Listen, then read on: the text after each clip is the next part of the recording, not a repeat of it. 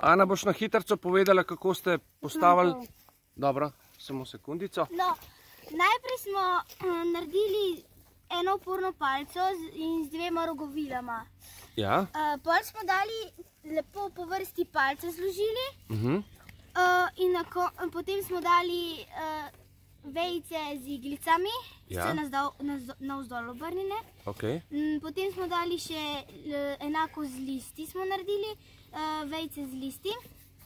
In na koncu pa v mestu smo dali tele suhe liste, ker to zelo pomaga pri zaščiti vode.